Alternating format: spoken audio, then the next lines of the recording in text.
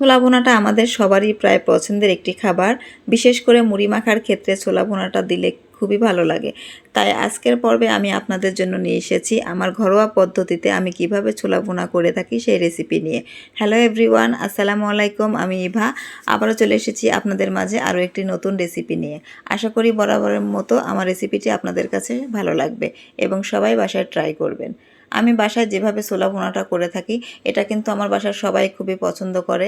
আর বিশেষ করে যারা মেহমান আসে তারাও খুবই পছন্দ করে এইভাবে ছোলাটা যদি মাখিয়ে দেওয়া হয়। তো আজকে আমি আপনাদের সাথে সেটাই শেয়ার করব। তাহলে চলুন শুরু করা যাক। এখানে ছোলা ভুনার জন্য আমি কিন্তু এখানে ছোলা হাফ কেজি পরিমাণ ছোলা আগে থেকে একটু ভিজিয়ে রাখবো। আর এই জন্য আমি এখানে হাফ কেজি ছোলা নিয়ে নিয়েছি। এর মধ্যে যে নষ্ট যে ছোলাগুলো থাকে সেগুলো আমি আস্তে একটা একটা করে বেছে নিচ্ছি। এগুলো বেছে পরিষ্কার করে নিয়ে তারপরে কিন্তু পানিতে ভিজিয়ে রাখতে হবে। এই যে কালো যে ছোলাগুলো আছে সেগুলো বেছে ফেলতে হবে। আবার পরবর্তীতে যদি ভিজানোর পরে বাছতে চান তাহলে কিন্তু সেটাও বাছা যাবে। তো আমি আগে থেকে একটু বেছে নিচ্ছি। দেখেন কালো কালো একদম এই ছোলাগুলো কিন্তু নষ্ট ছোলা, এগুলো বেছে নিলে ভালো হয়। তো এবারে আমি ছোলাটাকে এবার ভালো করে আমি পানি দিয়ে 2-3 বার ধুয়ে নিব। আর এই যথেষ্ট পরিমাণ পানি দিয়ে কিন্তু এই ছোলাটা ভিজিয়ে রাখতে হবে। আপনারা কিন্তু সবাই জানেন, আমি জানি, তারপরেও আমি যেভাবে করছি সেটাই কিন্তু বলে দিচ্ছি। তো এইভাবে আমি 2-3 বার কিন্তু এই ছোলাটা ধুয়ে নিয়ে তারপরে ওভারনাইট এটা ভিজিয়ে রাখবো। আর ছোলাটা সবসময়ের জন্য যেদিন ভুনা করবেন তার আগের দিন রাত্রে যদি এভাবে ভিজিয়ে রাখা হয় তাহলে ছোলাটা খুব ভালোভাবে ফুলে যাবে। তো দেখুন সকালে উঠে আমি দেখছি আমার দেখুন ছোলাটা একদম সুন্দরভাবে কিন্তু ফুলে গিয়েছে। আর সবগুলোই কিন্তু ভিজে কতটা পরিমাণ, অনেক পরিমাণ কিন্তু বেশি হয়ে গেছে। তো এবারেও আমি কিন্তু এই ছোলাটাকে 2-3 বার আবার একটু ধুয়ে নেব। আর এবারে ধুয়ে নেওয়ার পরে দেখুন এখানে আমার সবগুলো পরিমাণ ধুয়ে নেওয়া হয়ে গেছে। যতক্ষণ পর্যন্ত পরিষ্কার পানি বের হবে না ততক্ষণ পর্যন্ত আমি এটা ধুয়ে নিয়েছি। আর এবারে আমি এটা প্রেশার কুকারে সিদ্ধ করে নেব। আর এজন্য আমি প্রেশার কুকারটা নিয়ে নিচ্ছি। এখানে প্রেশার কুকারে আমি ছোলাগুলো দিয়ে একটু পরিমাণ মতো করে একটু পানি দিয়ে দেবো যাতে করে আস্তে আস্তে এই ছোলাটা ভালোভাবে সিদ্ধ হয়ে যায়। আর এই প্রেশার কুকারে যারা ছোলা সিদ্ধ করেন তারা কিন্তু অবশ্যই 7 থেকে 8টা বাসি দেবেন মিডিয়াম হিটে রেখে। তাহলে ছোলাটা দেখবেন একদম এত সফট হয়েছে, খেতেও কিন্তু খুবই ভালো লাগে তখন। তো আমি কিন্তু সবসময় এই কাজটাই করি। 6 থেকে 7টা আমি শীষ দিয়ে নেই। আর এর মধ্যে আমি দিয়ে দিচ্ছি একটু আলুটা দিলে আমার ছোলা ভুনাটা বেশি ভালো লাগে। আর আলুটা কিন্তু আমি খোসা সহকারে দিয়েছি, ঠিক এইভাবে মাঝখান দিয়ে কেটে 2 খণ্ড করে দিয়ে দিয়েছি। তো এইভাবে দিলে ভালো লাগে। পরবর্তীতে আমি এটা ছোলাটা পরবর্তীতে আমি ছুলে নেব। তো এবারে আমি এর মধ্যে সামান্য পরিমাণ একটু লবণ দিয়ে দিচ্ছি। আর এখানে পরিমাণ মতো একটু পানি দিয়ে দেব। আর পানিটা বেশি হলে কিন্তু যখন বাঁশি বাজবে তখন কিন্তু উপর দিয়ে পানি বের হয়ে যাবে। এই জন্য অবশ্যই পরিমাণ মতো করে পানি দিয়ে তারপরে ঢাকনাটা লাগাই দিতে হবে। তো এখানে আমার ঢাকনা লাগানো কমপ্লিট। এবারে আমি এটাকে চুলায় দিয়ে দেব এবং মিডিয়াম হিটে 6 থেকে 7টা বাঁশি দিয়ে নেব। এই 6 থেকে 7টা বাঁশি দিলে কিন্তু ছোলাটা সুন্দরভাবে সিদ্ধ হয়ে যাবে। তো দেখুন এখানে বাঁশি দেওয়ার পরেও কিন্তু আমি একটু রেস্টে রেখেছিলাম। রেস্টে রাখার পরেও কিন্তু আমি এই ঢাকনাটা এবার খুলে দিচ্ছি। আর ছোলাটা কতটা নরম হয়েছে দেখতে পাচ্ছেন দেখুন। আর অনেকে কিন্তু কড়াইতেও সিদ্ধ করে নিতে পারেন, সেক্ষেত্রে অনেকটা সময় লাগবে। তো এখানে দেখুন এই আলুর এই খোসাগুলো কিন্তু আমি ছাড়িয়ে নিচ্ছি। এগুলো ছাড়িয়ে নিয়ে এবার আমার আর 2-3 বার ধুয়ে নেব। ধুয়ে নেওয়ার পরে এই আলুগুলো আমি এভাবে একটু হাত দিয়ে ম্যাশ করে নিচ্ছি।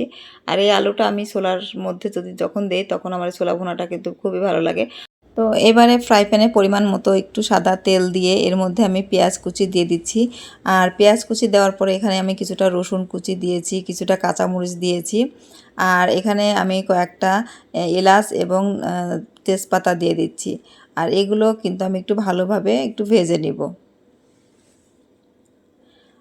আর পেঁয়াজ কুচি দেওয়ার পরিবর্তে অনেকে কিন্তু পেঁয়াজটা বেটেও দেয়। তো পেঁয়াজটা এভাবে আমি একটু ভেজে নিলে আমার ছোলা ভুনাটা বেশি ভালো লাগে। এজন্য বরাবর আমি কিন্তু এই কাজটাই করে থাকি। আর এবারে কিছুক্ষণ ভাজার পরে এর মধ্যে আমি বাটা মশলা দিয়েছি, জিরা বাটা, আদা রসুন বাটা, আর পরিমাণ মতো লবণ, হলুদের গুঁড়ো এবং শুকনো মরিচের গুঁড়ো দিয়ে দিচ্ছি। আর এখানে কিন্তু এলাচ ফলও আমি বেটে দিয়েছি একটুখানি। আর এবার একটু পানি দিয়ে ভালোভাবে আমি কষিয়ে নেব। আর এই কষানোর ক্ষেত্রে একবার পানি দিয়ে একটু কষানো হয়ে গেলে যখন দেখবেন তেল উপরে উঠে আসছে তখন আরেকটু পানি দিয়ে আরেকবার কষিয়ে নেবেন। তাহলে দেখবেন এই মশলা কষানোর যে মশলাটা সেটা খুবই ভালো লাগে খেতে। আর এবারে মশলা কষানো হয়ে গেলে এবার ছোলাগুলো আমি দিয়ে দিচ্ছি।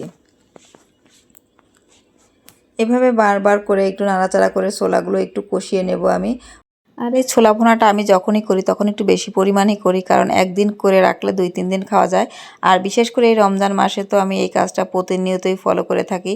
আর একটু যদি বেশি পরিমাণ করা হয় তাহলে দেখা যাচ্ছে আমি অর্ধেক পরিমাণ নর্মাল ফ্রিজে রেখে দিই, আর অর্ধেক পরিমাণ আমি ডিপ ফ্রিজে সংরক্ষণ করে রাখি, আর যাতে করে আমার জিনিসটা ভালো থাকে, নষ্ট না হয়। আর নর্মালেরগুলো যখন খাওয়া শেষ হয়ে যায় তখন ডিপ ফ্রিজের ওইটা বের করে নিই, জাস্ট মানে খাওয়ার আধা ঘন্টা আগে বের করে গরম করলেই কিন্তু একদম ভালোভাবে মানে ছোলাটা খাওয়া যায়।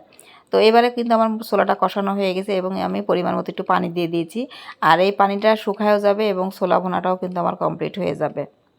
তো এই রমজান মাসে কিন্তু আমি ছোলার কাজটা আমি এইভাবে করে রাখি, ছোলা ভুনাটা করে রাখলে কিন্তু কাজ অনেকটা কমে যায়।